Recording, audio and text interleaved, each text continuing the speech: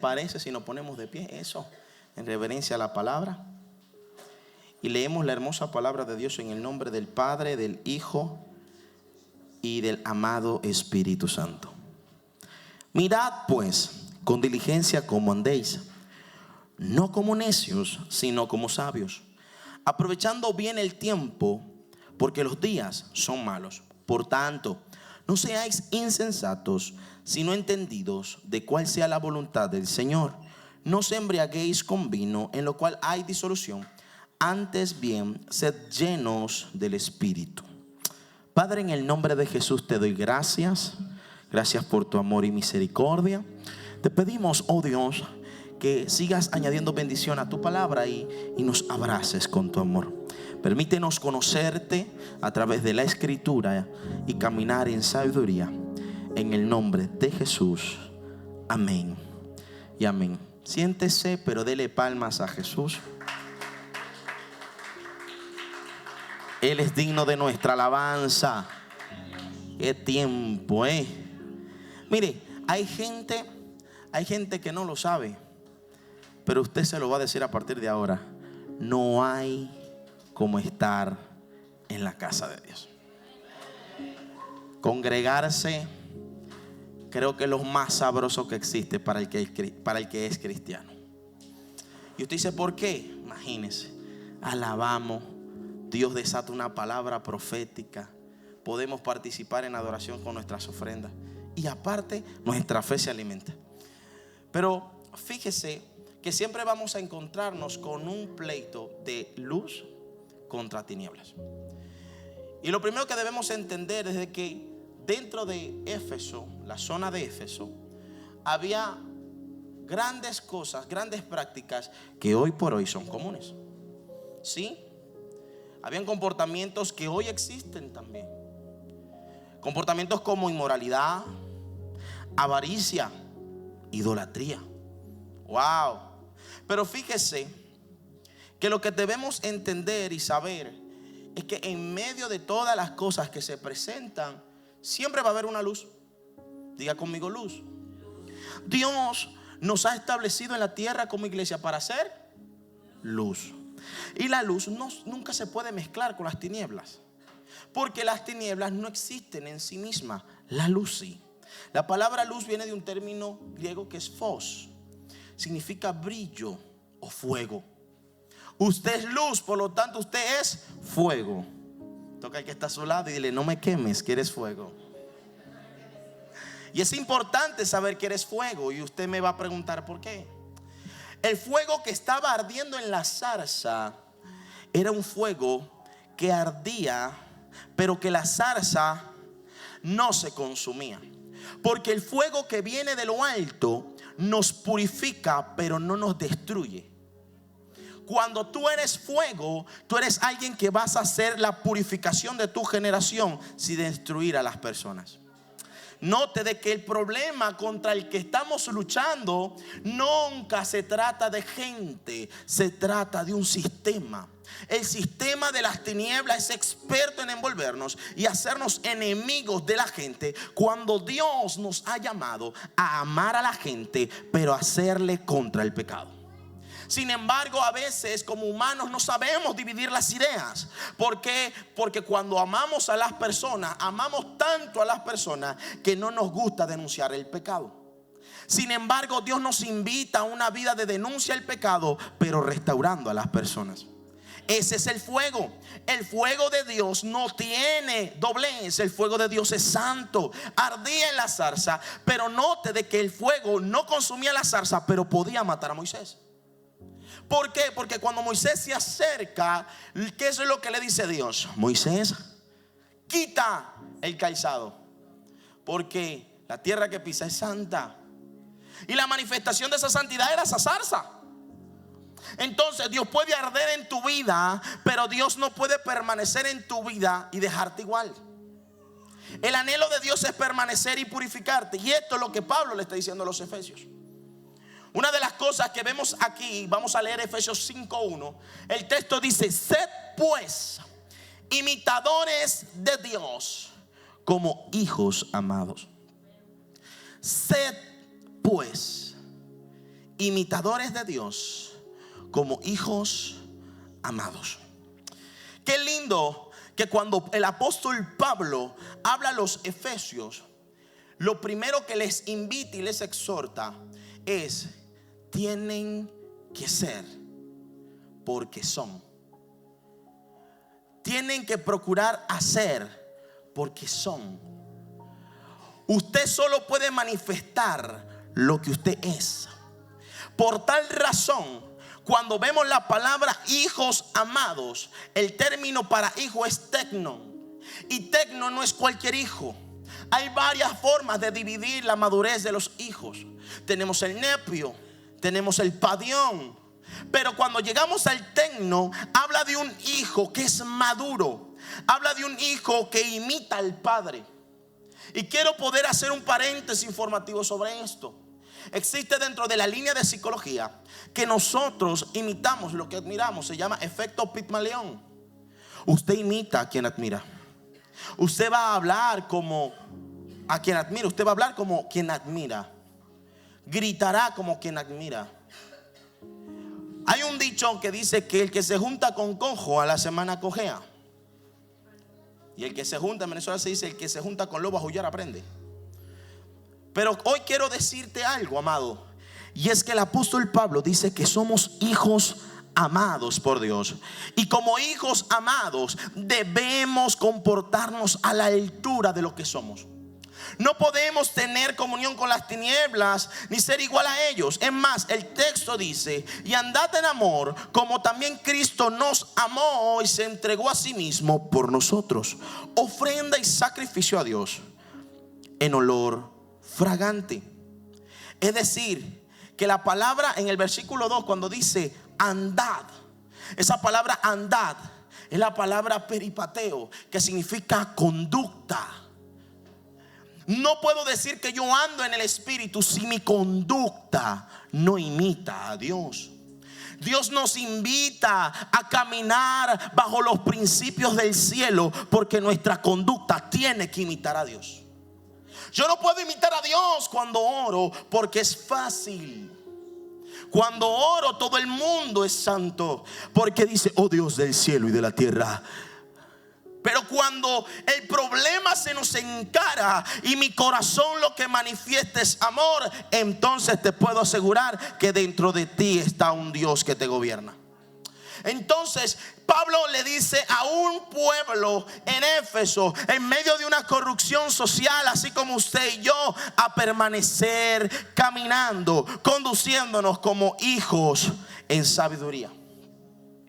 Por eso la palabra del Señor dice en Proverbios 4:18: la senda de los justos es como la luz de la aurora, que va en aumento hasta que el día es perfecto. La palabra perfecto es teleio, completo, maduro. Es decir, senda es caminar. Esa es la palabra que se utiliza. La senda de los justos es el caminar del justo. ¿Cómo caminas? Hoy Dios nos pregunta el corazón: ¿cómo caminas? El Señor nos dice que debemos andar, comportarnos justamente. Cuando Pablo le habla a los efesios, les dice: tienen que caminar justamente. Y ser justo no es medir nada más algunas cosas, es medirlas todas. Es saber de que no puedo reclamar horas extras cuando me fui antes del trabajo. Es no intentar no declarar a la agencia tributaria lo que yo debo declarar.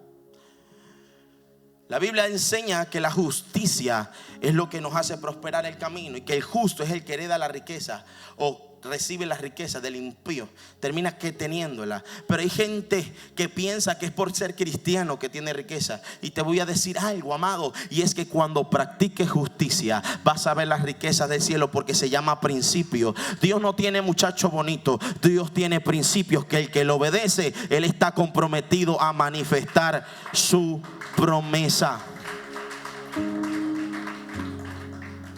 En el versículo 5 el texto dice: porque sabéis esto, que ningún fornicario o inmundo o avaro, que es idólatra, tiene herencia en el reino de Cristo y de Dios. No podemos comportarnos ni con avaricia, ni con fornicación, ni con inmundicia. ¿Y qué es avaricia? La avaricia es el deseo desmedido de las cosas. Incluso, entienda algo. Cuando yo deseo de manera desmedida algo, mi corazón se vuelve avaro. Y la avaricia es un túnel de oscuridad que nunca tendrá límites para tus deseos. Siempre tendrás el anhelo de querer más. Tienes un coche, pero no te conformas con el coche que tienes. Tienes una cama, pero ya no te conformas con el colchón que tienes. Tienes zapatos, pero no te conformas con los 16 pares que tienes. Y esa falta de control se manifiesta en algo que yo llamo mezquindad. Termina siendo una persona poco dadivosa y poca generosa, ya que al no ser agradecida, terminas practicando el desasosiego al nivel de dádiva, porque no eres alguien que vas a dar porque piensas que todo te costó a ti, y no has entendido de que la avaricia es un deseo desmedido de cosas, de querer tener, poseer sin mirar el bien de la gente. Pero amado, Jesús nos invita a ser iglesia dadivosa, a que cuando vayamos a la calle demos al necesitado, a que demos al que vemos en momentos difíciles, a cubrir al desnudo, a bañar al que está sucio. Es parte del trabajo. A veces es más fácil subirme al metro, a la Renfe, al autobús o a cualquier medio de transporte, conectarme a una alabanza, ponerme los audífonos y desconectarme de quien me rodea. Pero ¿qué tal si hoy salimos a hacer iglesia y terminamos bendiciendo y sonriendo a la gente que nos rodea? Nos desconectamos un poquito del yo y nos conectamos un poquito al él que ama a la gente. Pero a veces buscamos ese deseo desmedido llamado avaricia. Despójate de esas cosas desmedidas. Pero luego Pablo le dice también de que no podemos practicar la fornicación. Y a veces cuando vamos a la palabra fornicación, pensamos que es tener intimidad antes del matrimonio. Sin embargo, la palabra fornicación en griego es porneia, que significa inmoralidad sexual. Eso es fornicación. Fornicación es todo nivel de manifestación sexual que deshonre a Dios. No solamente con lo que hago, sino con lo que pienso y con lo que miro. Cuando mis ojos como iglesia se abren a entrar en páginas que no me llenan de Dios, sino que me contaminan, caigo en tinieblas. Y hay muchos niveles de tinieblas, lo cual estaremos explicando. Pero debemos aprender y saber a poner límites y freno.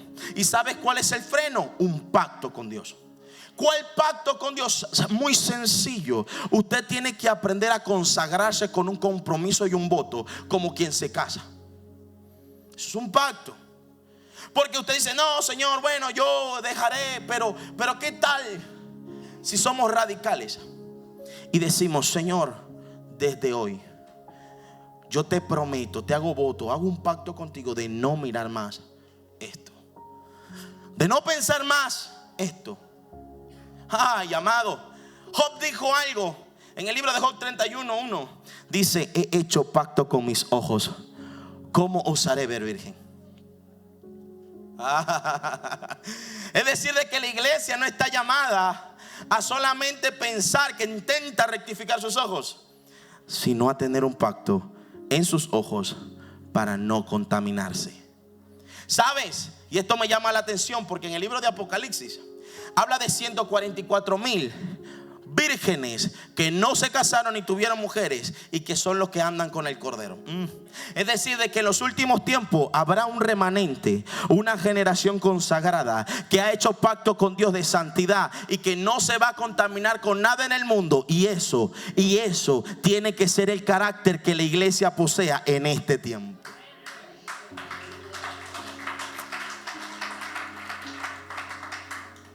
También habla de la inmundicia. ¿Cómo que inmundicia, Greniel? Sí, el apóstol Pablo dice en el versículo 5, dice, oh inmundo. O sea que la palabra inmundo es diferente a la fornicación. Sí, la palabra inmundicia es una corrupción moral. Una de las cosas es que muchas personas han sacrificado sus principios por lo que sienten. Bueno, no es tan malo. Amados, la iglesia de Jesucristo no comparte ningún tipo de práctica que tenga que tener contaminación. Nosotros no podemos ser gente que apruebe lo malo solo porque tiene nuestros seres queridos. Amados, tenemos que ser radicales. A nuestra gente querida hay que predicarles y amarlo, pero al pecado hay que reprenderlo. Perdóname si no te gusta, yo no bebo. Aunque a ti te guste, yo te amo. Y si tú me invitas a tu fiesta, yo voy a ir. No voy a beber, pero prepárate porque cuando te sientes conmigo te voy a predicar. Está complejo eso. Porque cuando te toca hacer luz vas a incomodar donde te pares. La iglesia de Efesios no era cualquier iglesia, amado, porque es en el libro de Efesios capítulo 6 versículo 10 donde el apóstol Pablo le dice: vístanse de la armadura de Dios. Tienen guerra, no tienen guerra contra humanos. Entiendan de que no es un asunto de humano, es espiritual. Iglesia, estamos siendo bombardeados con muchos sistemas de las tinieblas y tienes que levantarte radicalmente contra el pecado, contra el diablo por tu casa, contra el diablo por tu familia. Tienes que ser santo, porque el Dios que te llama es santo. Qué lindo que el apóstol Pablo exhorta a nosotros, y no solo a los efesios, a ser santo. Mire lo que dice el versículo 6: nadie os engañe con palabras vanas, porque por esas cosas viene la ira de Dios sobre los hijos de desobediencia.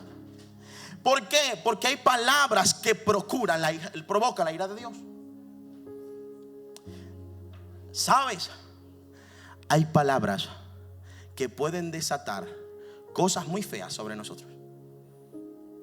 Porque el poder de la vida y de la muerte está en la lengua. Reniel, por la Biblia, ¿se acuerdan de Moisés, María y Aarón? Fue un comentario entre ellos dos y suficiente para que Dios se enojara. Y le dijo a María y Aarón: yo a los profetas le hablo por símbolos, señores, no hacia mí siervo Moisés, le hablo como un amigo. Y no tuvieron temor. ¡Poh! Y le cayó lepra. ¿Qué desató la lepra sobre María? Sus palabras. Las palabras nos atan. Las palabras nos atan. Entonces debemos tener cuidado, porque un creyente debe tener cuidado cómo habla. Sí, yo sé que es complejo, pero la Biblia dice en el libro de Colosenses capítulo 3 versículo 18 en adelante que nosotros debemos hablar para la necesaria edificación de los oyentes, como si nuestras palabras estuvieran sazonadas con sal. ¿Quién cocina aquí? Levante la mano. No, yo no sé, varón, hay gente que no cocina. Hay gente que no cocina, aunque sea un huevo, ¿verdad? Ok. ¿Cómo usted le echa la sal a la comida? ¿Agarra el bote y se lo echa así? No. ¿Qué hace? Medido, lo prueba. ¿Sí o no? Hay gente que cocina hasta sin sal. Bueno, cada quien, ¿verdad? Amados, así tienen que ser nuestra manera de hablar. Medido. Si mis palabras son punzantes, mídase, porque Cristo no hablaría así. Ay, Grenier, pero él le dijo a los fariseos hipócritas, pero eran fariseos, señores. Era gente que conocía la ley. Cristo se les reveló y quisieron ser tercos. En pocas palabras, era un rebelde. ¿Cómo usted le habla a un niño rebelde? A su hijo rebelde, ¿qué usted hace? Usted agarra una faja y le da. Ah, sí, nadie le da a los hijos, está bien. Favor. Amados, el hijo, para el hijo, bueno, lo digo por la Biblia, ¿vale? Para que suene más santo. Proverbios dice: para el hijo que es terco, la vara en la espalda. Yo dije cinturón, que por lo menos más blandito. Amados, entendamos que la manera fuerte de Jesús proceder con la gente que quiso ser terco fue diferente a con la gente que nos rodea. Gente del vulgo. Jesús siempre mostró un lenguaje que edificó el corazón. Es más, tanto era el lenguaje tan lindo de nuestro Señor Jesús, aunque era fuerte, ahora que era contundente, era con tanto amor, que cuando Pedro dijo: palabra dura es esta. Jesús le dijo: ¿te quieres ir tú también? Pero mira lo que responde alguien que ha sido amado: Señor, ¿a dónde iré si solo tú tienes palabra de vida? Por muy dura que sea su palabra, hay una medicina con ella, y esa es la que nos tiene que retar a vivir una vida de santidad. Pero mire lo que dice, sigue diciendo el texto. La palabra nos dice en el libro de Efesios que hay palabras que debemos desechar. En el versículo 3 dice: pero fornicación y toda inmundicia o avaricia ni aun se nombre entre vosotros, como conviene a santos. Pero mire lo que dice: ni palabras deshonestas, ni necedades, ni truanerías, que no conviene, sino antes bien acciones de gracia. Truanerías, palabras obscenas y vulgares. La iglesia tiene que tener otro lenguaje, y el lenguaje no es gloria a Dios, aleluya. El lenguaje es que cuando tú me digas un chiste que es obsceno, yo no me ría contigo. Que cuando llegó el varón o la mujer de Dios, se note, porque el lenguaje cambia en el ambiente. Y tú dices: ¿y por qué cambia? ¿Porque lo impones? No, es porque tú no compartes ni convidas el alimento que ellos tienen en su vocabulario. Eso es ser iglesia. Eso es ser luz. Luz no es, ay sí, porque vuelvo y digo, la consagración no se negocia. Vuelvo y le digo, Pablo no le estaba hablando a cualquier iglesia. Le está hablando a la iglesia que luego en Apocalipsis Dios le dice: ustedes lucharon por amor, soportaron por amor, pero dejaron el primer amor. Amados, debemos cuidar nuestro vocabulario. No podemos decir obscenidades. Reniel, ¿cómo que no? No debemos, porque somos la iglesia. Entiéndase que la palabra iglesia significa la prometida de Jesús. Somos su amada, somos su pueblo. A Él nos debemos. Perdóneme, pero esto no es religión. Esto es relación de lealtad con Dios. Y mi lealtad con Dios no puede negociarse en este tiempo. Porque mi infidelidad que yo tenga con mi amado Espíritu Santo va a romper mi matrimonio de compromiso hasta con mis hijos. Va a afectarlos. Cuando hay una infidelidad en un matrimonio, los que lo sufren son los hijos. De la misma manera, cuando somos infieles a Dios, terminamos generando consecuencias sobre nuestras generaciones. Si no, pregúntele a los de Éxodo. Hay tinieblas. Hay diferentes niveles de tinieblas. Y entre ellos tenemos tinieblas en el comportamiento, tinieblas en la mente, tinieblas en el alma y tinieblas en el espíritu. No todas las tinieblas se manifiestan igual, porque las tinieblas en el comportamiento tienen que ver con hábitos y conductas. Yo no puedo caminar bajo líneas mías, sino bajo la línea de los hábitos y las conductas del cielo. Se llama reino. El reino tiene una manera de conducirse, reglas por donde conducirse, porque es un reino, tiene un rey. A ese rey yo me le debo. Yo no hago lo que yo quiero, yo hago lo que Él me dice, porque yo solo soy un siervo y hago lo que Él me mandó. Pero hay tinieblas en la mente. La Biblia dice: porque el príncipe de este mundo le cegó el entendimiento. Claro, cuando alguien se niega a la palabra es porque piensa que puede por sí mismo. Y entonces la mente, ¿cómo la tiene? Llena de oscuridad. Esas tinieblas necesitan ser rotas por la palabra de Dios. Dice que quien les va a alumbrar el entendimiento es Cristo. Pero luego hay tinieblas en el alma: depresión, opresión, supresión y adicción. Las oscuridades dentro del alma es algo interesante, porque las tinieblas en el alma agarran tus sentimientos. Entonces Cristo quiere libertar nuestras almas. Gracias. ¿Por qué? Porque a veces estamos envueltos en depresión pensando de que es algo que se puede atender clínicamente. O oprimidos por algún momento difícil y pensamos de que necesitamos despejarnos para ser libres. ¿Sabes?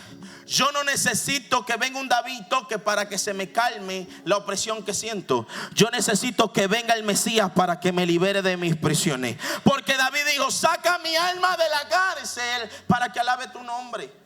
Cuidado con pensar que bueno, sal con la familia, relájate para que te despeje. Te vas a seguir en la misma cautividad y cuando venga a la iglesia va a estar más seco. Porque calmaste la famosa opresión en el momento. Y sabes algo, quitaste la telaraña, pero no sacaste la araña.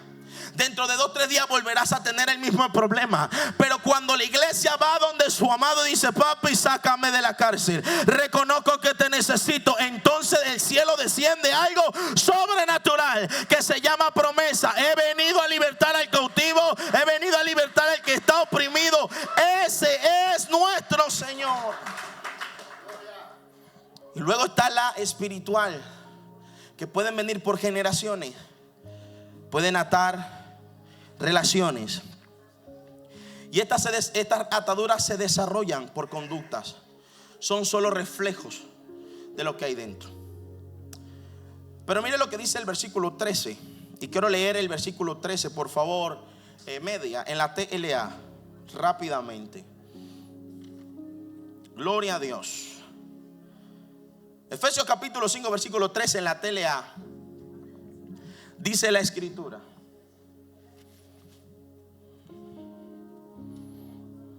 gloria a Dios. ¿Lo tiene? ¿No lo tiene? Efesios 5:13. Yes. Cuando la luz brilla, ¿qué somos nosotros? Eso. Todo queda al descubierto y puede verse como es en realidad. Cuando tú brillas, las intenciones de la gente se notan.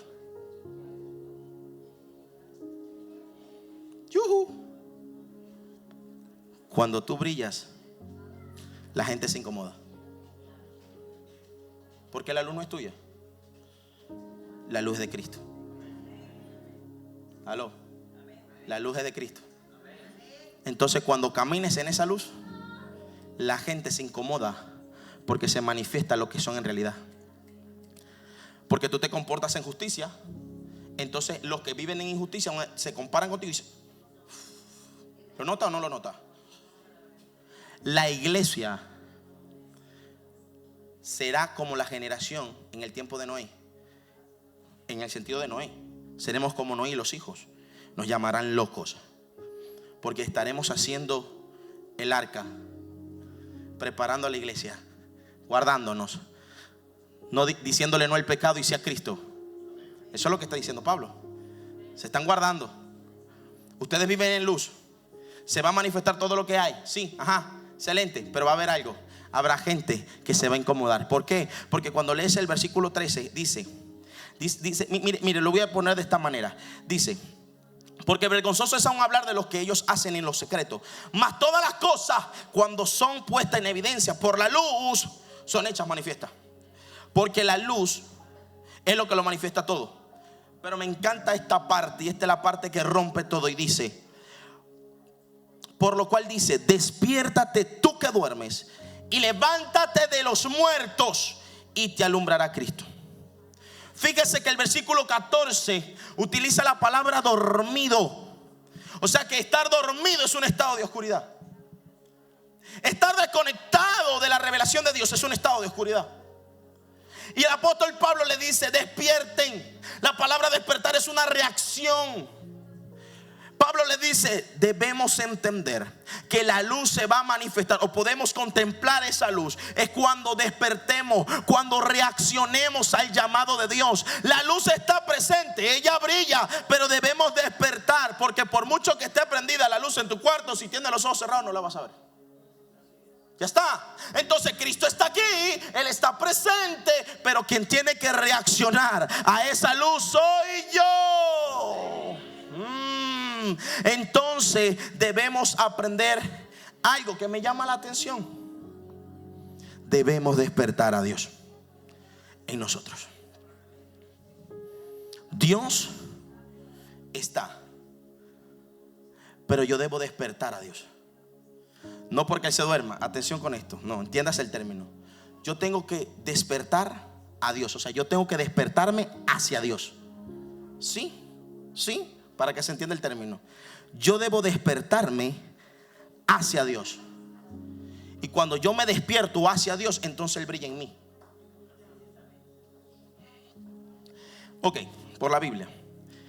Juan capítulo 7, versículo 37 dice: porque el que cree en mí, como dice la Escritura, de su interior correrán ríos de agua viva. Ok. Porque el que cree en mí, ok, Cristo, como dice la Escritura, lo que está escrito para atrás, desde esa parte de la Escritura vendrá la revelación que hará brotar ríos de agua viva. Ok. El que entiende que estoy presente y decide abrir sus ojos a verme, yo voy a revelarme a través de la palabra. Y entonces esa revelación en la palabra hará de que él vive una vida de ríos de agua viva. Si el cristiano no conecta con el Espíritu Santo y Dios se le revela en la palabra, que es la Biblia, nunca verá ríos de agua viva. No es que yo siento, leo la Biblia y Dios me llena. No, ni es me toca a Dios y Dios me llena. No, Dios me toca, me invita a su palabra y se me revela para llenar todo mi corazón. ¿Por qué? Porque todo lo que me dejó vacío está en mi mente. Todo lo que me ató fue un asunto mental que me pasó.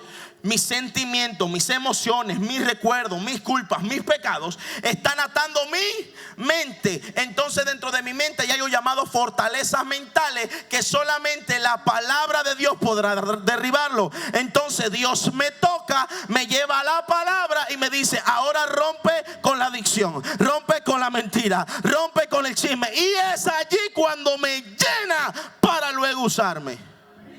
Ay, amado, creo que la iglesia debe volver a un principio sencillo: la palabra de Dios.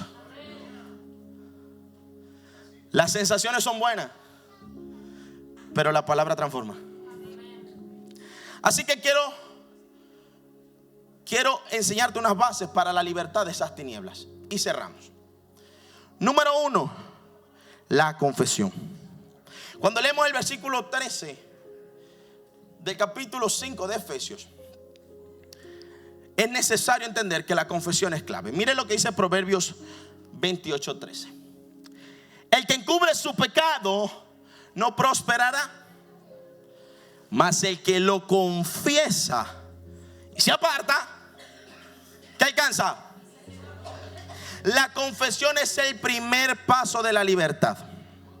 Cuando mi vida está caída en tinieblas por X circunstancia, mental, espiritual, comportamiento o almático, debo confesar ante Dios cuál es mi situación.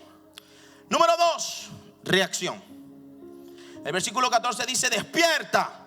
Sí, si despierto a Dios, entonces Dios se revela en mí. Bien, ¿qué pasa? La reacción tiene algo importante en nuestra vida. Cuando leemos Efesios capítulo 5 versículo 15, dice el texto: mirad pues con diligencia cómo andéis.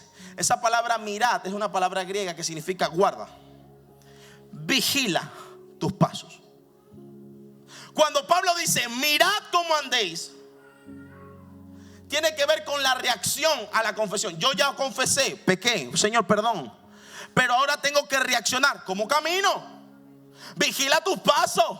Epa, cuidado, por ahí no te metas. Epa, esa conversación no le des cabida. Suéltalo. Reprende. Epa, cuidado con ese sueño. Sí, mirar, vigilar. Cuando tú estás en una casa ajena y tienes unos muchachitos, tú le dices: en los cuartos no. Donde yo te vea. ¿Por qué? porque estás guardándolos, estás cuidándolos. La gente dice, ay, que exagerado. No, exagerado no, es cuidado. Pero qué tal si ahora esa misma forma le dices a los pies, donde yo te vea, oíste. Sí, porque es muy fácil en la iglesia ser santo, pero a veces somos inconscientes de que Dios nos ve cuando nadie nos ve. Entonces cuando tú miras cómo anda, dices, no, porque Dios me está viendo, porque soy santo. Número 3, guarda la palabra, versículo 15. Cuando habla de nosotros ser sabios, debemos aprender a guardar la palabra. Y número 4, deja que Dios te controle. Ok. Toca al que está a su lado, dígale, deja que Dios te controle. No. Anímalo con ganas. Dile, deja que Dios te controle. Y usted dice, ¿cómo así, Greniel? Mire, el versículo 18 dice, no se embriaguéis con vino, en lo cual hay disolución, antes bien sed llenos del Espíritu Santo. En la telea dice así, no se emborrachen, pues perderán el control de sus actos. Más bien permitan que sea el Espíritu Santo quien los llene y los controle. ¿Alguien quiere que Dios lo controle? ¿De verdad?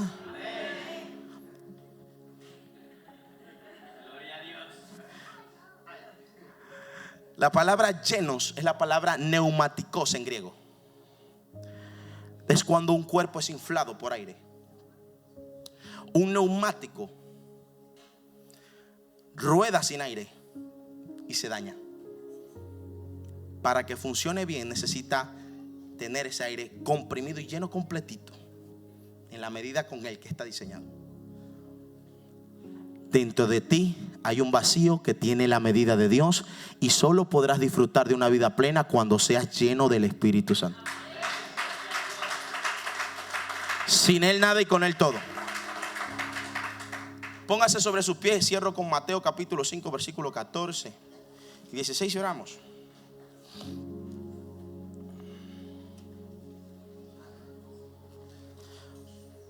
Así como Pablo exhortó, animó a la iglesia de Éfeso a ser santo, hoy les animamos, amados, a que practiquemos la santidad. Mateo capítulo 5 versículo 14 al 16. Dice el texto: vosotros sois la luz del mundo. Una ciudad asentada sobre un monte no se puede esconder, ni se enciende una luz y se pone debajo de un almud, sino sobre un candelero, y alumbra a todos los que están en casa. Así alumbre vuestra luz delante de los hombres, para que vean vuestras buenas obras y glorifiquen a vuestro Padre que está en los cielos. Cuando tú y yo nos conducimos bien, la gente nunca más va a decir, yo no voy a la iglesia porque en la iglesia están los hipócritas. La gente dice, yo quiero ir a esa iglesia porque en esa iglesia hay amor, se habla de santidad, Dios se manifiesta.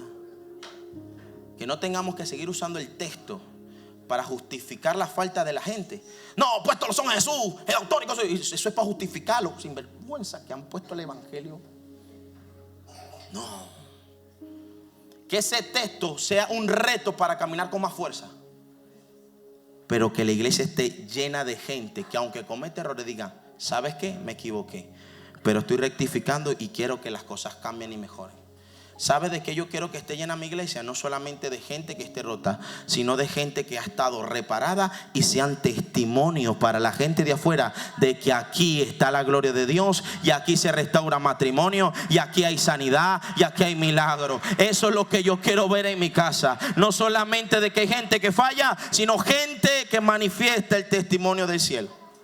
Así que yo quiero orar contigo. Antes de poder orar, quiero hacer el llamado a todos los que nos han visitado.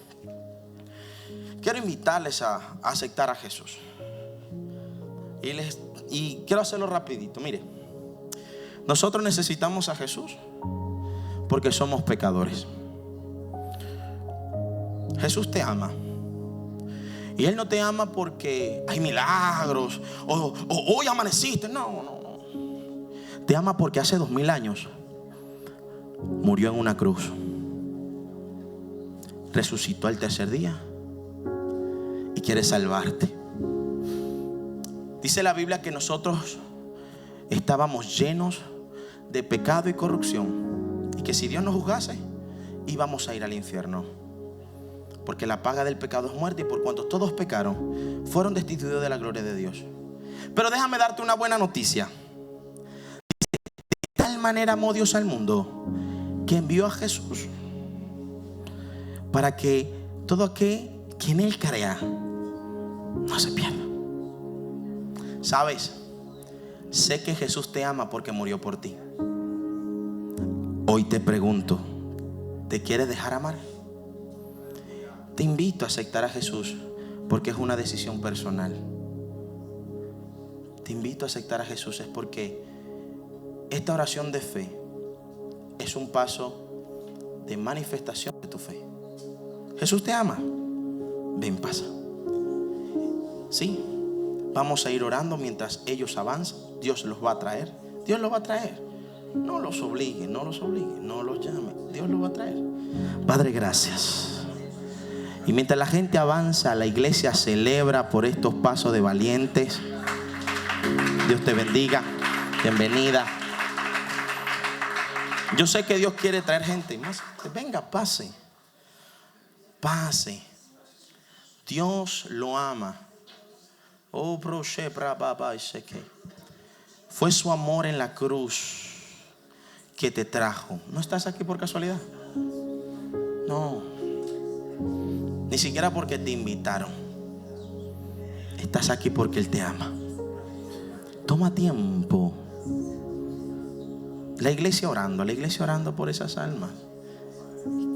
Dice, este es un momento sublime. Dios lo va a tocar. No somos nosotros. Ven, pasa, ven, corre.